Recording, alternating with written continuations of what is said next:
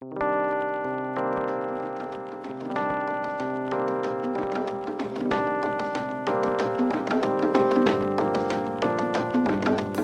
is a recording from a Sunday meeting of the BC Humanist Association in Vancouver.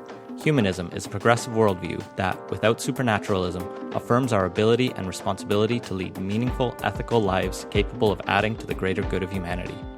To learn more about humanism and to support our work, visit bchumanist.ca and make sure to follow us on Facebook, Twitter, and Instagram, and be sure to subscribe to the BC Humanist podcast. The opinions expressed in this podcast do not necessarily reflect those of our staff or board of directors.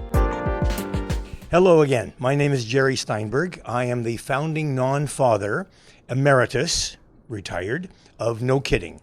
And No Kidding is basically a social club for couples and singles who've never had kids. We got a lot of calls from people saying, I'm divorced, I don't have my kids anymore, can I join your club? Sorry, no. All right? It's for non-parents. Anyway, way back when I was a kid, I was 6 years old when my parents had another baby. And I found myself having to change the baby's diapers from time to time and go and collect the baby and watch the baby while mom, who was a stay-at-home mom, tended to household chores, laundry or dinner or whatever. And then 2 years after that, I got a baby sister, more diapers. And more watching. Jerry, watch the baby while I take care of... Okay, Mom, yeah, okay. So, to some extent, I can honestly say that I helped my parents raise my siblings, okay? And I see people nodding, and I'll bet you many of the people nodding are either firstborn or secondborn, the elder sibling, okay? And that's normal. Right? I would do the same thing if I had offspring. I would ask the other offspring to care for the youngest and the weakest and the most vulnerable. All right? Don't let him run out the door into traffic, that kind of thing. Don't let her fall off the sofa. So that was one thing that spurred me into thinking, well, do I really want to have kids? That's a lot of work, and it never ends. And then I became a teenager. And I became the live-in babysitter. Mom and Dad would go out with friends. Jerry, can you stay home tonight and take care of the kids while we go out? Yeah, okay. What can you say to your parents? You say no, you go without dinner for the rest of your life. And when I got into my 20s and my early 30s, I was dating. And several of the women I was dating were single moms. I've got nothing against single moms. I feel for them, believe me. Taking on at least 5 jobs and you're just one person. But I found relationships with those single moms were very stressful for me and for her and for the kids and for the absentee father. Expensive, busy, noisy, and just plain uncomfortable for me. And I'm not saying it has to be for you and you'll all find the same things. This is my experience, my reaction to my experience. And it was mostly negative. There were a few positives, of course, otherwise I wouldn't have stuck around. But for me, the negatives outweighed the positives. And I decided, well, I might get married someday, but I'm not going to marry somebody who's already got kids. That just doesn't work for me. One thing that I got thrown in my face frequently was, "You're not my dad." Sound familiar, anybody? I would say to the kids, turn off the TV and come for dinner. "You're not my dad." Okay. And when I asked the mother to please discipline the children, in many cases, they were reluctant to do so.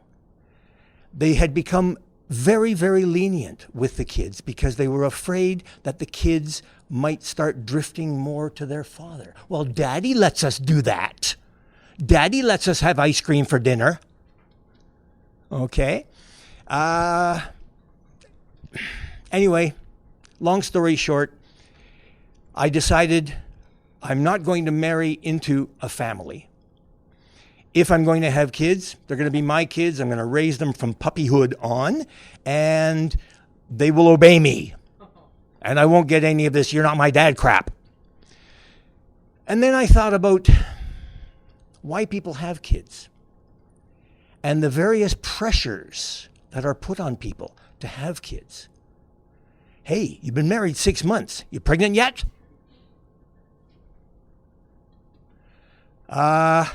We want grandkids. Hurry up. Make grandkids for us. And in many cultures, grandsons, which I find completely unpalatable. You want a grandkid? Hope it's happy and healthy. Don't worry about his gender. But in many cultures, the male of the species is highly valued, the female much less so. And I think that's sad.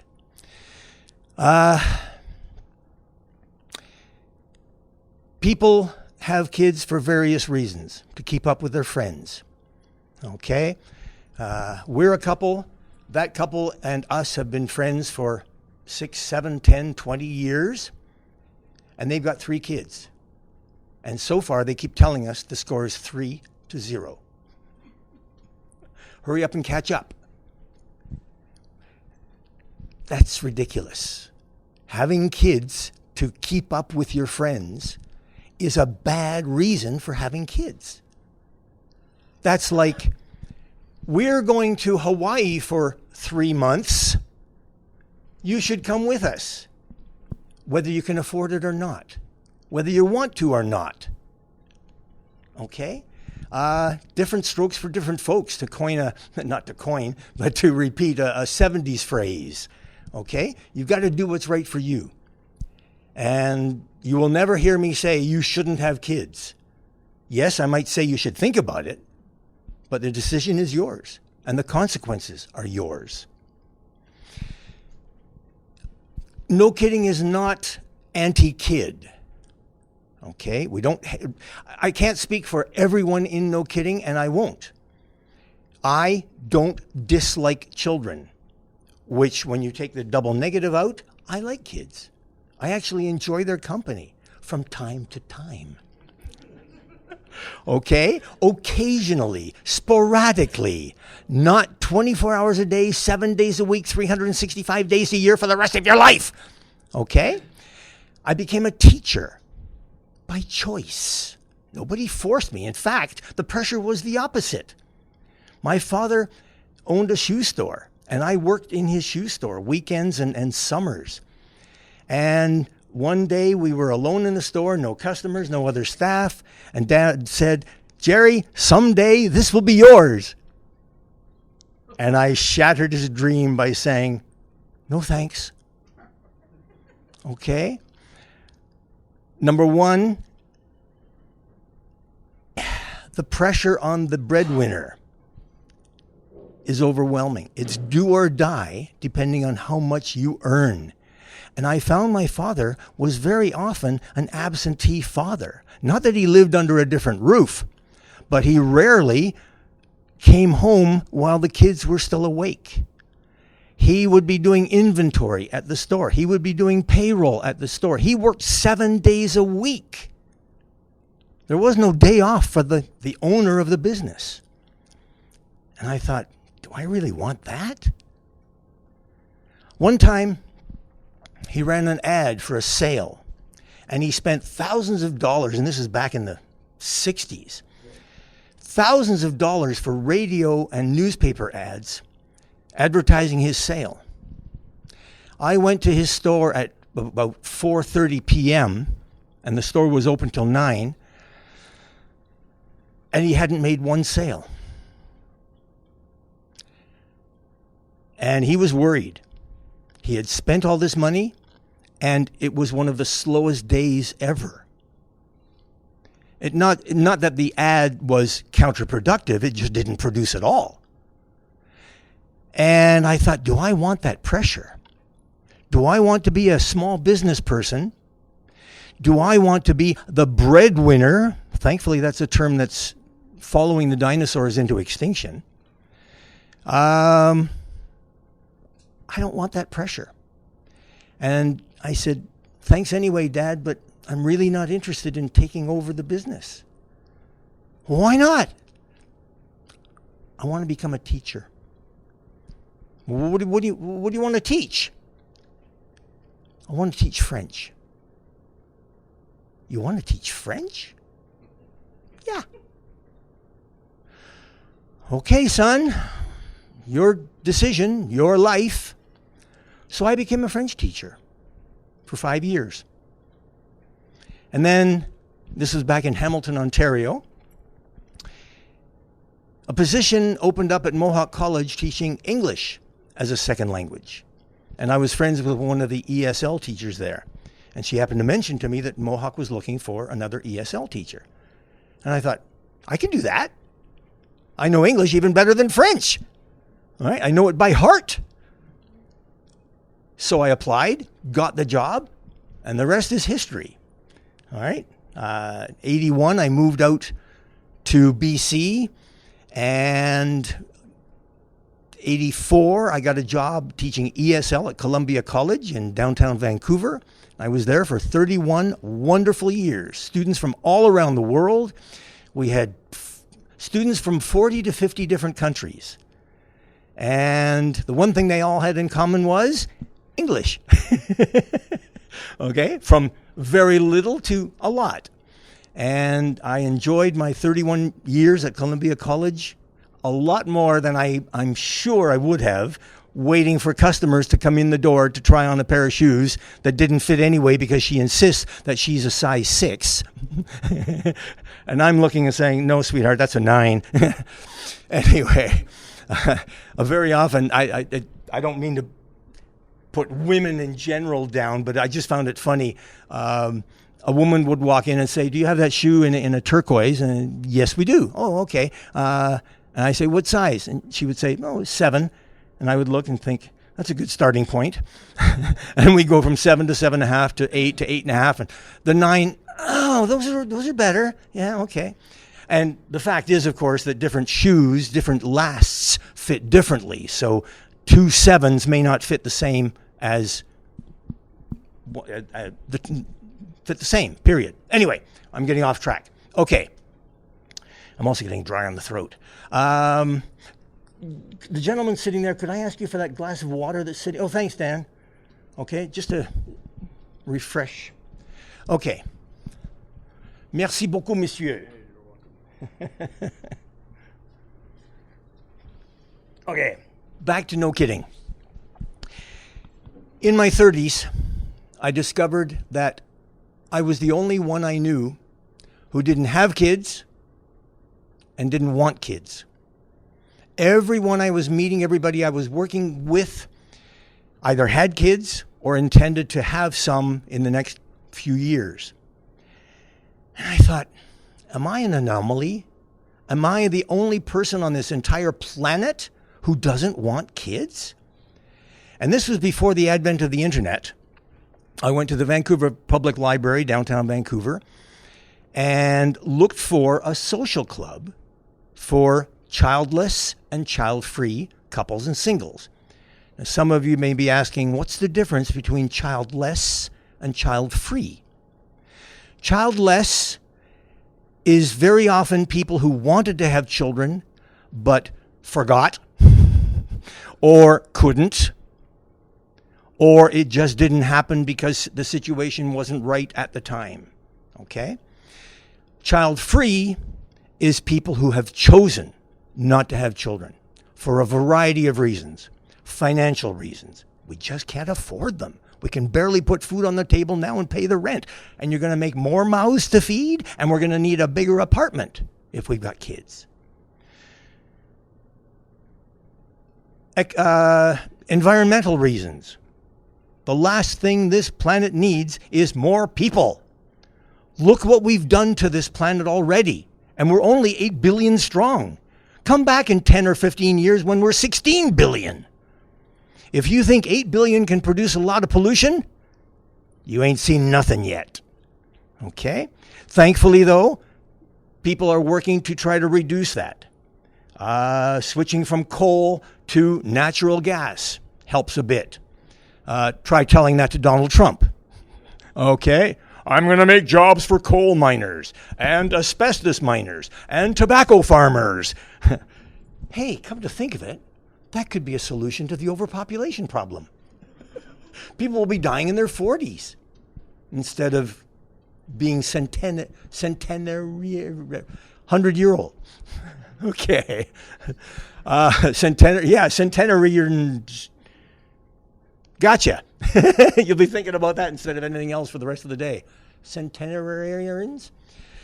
Okay. And electric cars. All right. They are a partial solution. Nothing is pollution free. Okay. Making the batteries, the chemicals in the batteries, that could be a problem as well, but not nearly as bad as burning gasoline or diesel. All right, even if they are clean diesels like Volkswagen makes. Okay. I want to leave lots of time for questions because that's when I really come alive. You make me think. There are personal reasons why some people choose not to have kids. For example, I'm able to work part-time and make enough money to survive. If I had kids, I'd have to work full-time or overtime just to subsist. Okay? Kids are expensive. The latest estimates that I've read are $300,000 from birth to 18 years of age per child. And that depends on your income. If you make more, you spend more. All right, you look at private schools as opposed to public schools, etc. $300,000. So if you had 2 kids, you've invested about $600,000 into those children. All right? If you don't have it, you can't spend it. You can't invest it. And you shouldn't. You shouldn't take on a responsibility that you can't stick with and take care of. I'm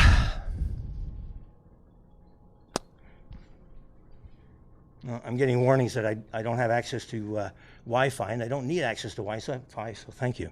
Okay. Some people thrive on stress. I don't. I don't like deadlines. I don't like somebody looking over my shoulder as I'm doing my work. Okay? And being a parent for a lot of people is a lot of stress.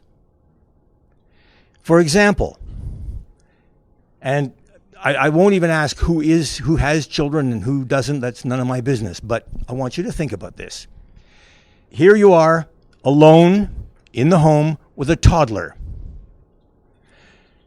Toddlers don't take very long to hurt themselves.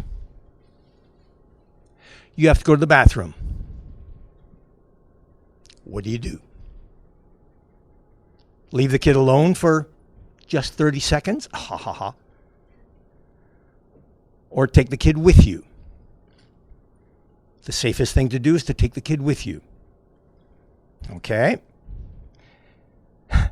And keep that kid entertained while you relieve yourself. Just one example. Okay?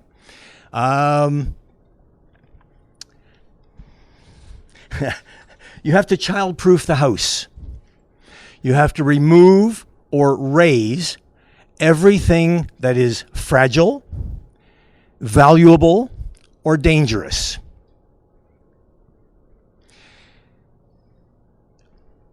Child-free homes can be somewhat sterile, all right, because that beautiful Ming Dynasty vase is in storage now because you don't want it toppling down the stairs.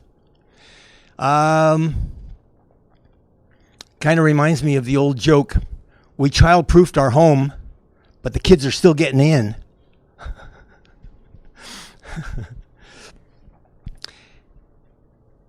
There was never enough time to do what you wanted to do after you had done all the things that you had to do. Laundry was incessant. The washing machine never got a break. Okay? And the more kids, the truer that was. All right? Laundry was just an endless task that never got completed. One load was finished, the next load had to go in. All right? My sister has 3 kids, and I've spent time at her house. And that washing machine didn't have time to breathe. Okay?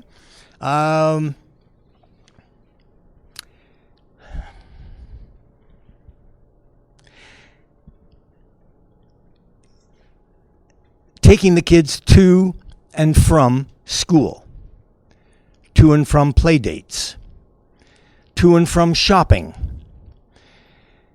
Took a lot of time, a lot of gasoline too. And there was rarely enough time to actually read the paper, the newspaper. Remember the newspaper? That was that thing you read before you had kids. Okay? A friend of mine who has kids used to listen to the 6 o'clock CBC radio news and loved the coverage. And then he would listen to As It Happens later. That activity was put on pause for about 6 or 7 years until his kids grew up enough that he could take the time to actually turn on the radio and listen to the 6 o'clock news. And As It Happens was an occasional luxury. Okay? So again, are these things important to you? If they're not important to you, if you don't mind foregoing them, great. Go ahead. Have a kid. Right? I find it, and I don't mean to be moralizing, but kind of unconscionable for people to have more than 2. China had a one-child policy because China had read the writing on the wall. We can't afford to feed and house our population as it is burgeoning. We have to cut back on the burgeoning, not eliminate 1 million or 10 million people. That's not what we're talking about. Just have fewer replacement people. I wish the rest of the world would read the writing on the wall. We can't keep doing that. If you Google a graph of world population with very few little dips, it's going like this, folks. And there's no end in sight. And if you think that's not a problem, and I've had people say that to me, overpopulation is a myth. Fake news, right? Imagine yourself in this room. Imagine the population of this room doubling now. So if there's 35 people here, 70. Doubling again, 140. 140 people in this room. Doubling again, 280. 280 people in this room. Excuse me, pardon me. Whose turn is it to breathe now? Okay? The world ain't getting any bigger. In fact, with climate change and rising oceans, it's getting smaller. Okay? Anyway, no kidding. And that's why I was invited here. People choose to have no children for many reasons, and many of those reasons are valid reasons for those individuals. If you don't like it, fine. That's your right to disagree. But the remarkable thing is, at No Kidding activities, and remember please, No Kidding is a social club. We get together for hiking, canoeing, dinners, movies, live theater, concerts, ping pong nights, you name it, we'll try it. And we'll probably have fun doing it, and nobody has to be home by midnight to relieve the babysitter. So sometimes our activities go till 2 or 3 in the morning. Okay? Questions? Please. Thank you very, very much. Thank you.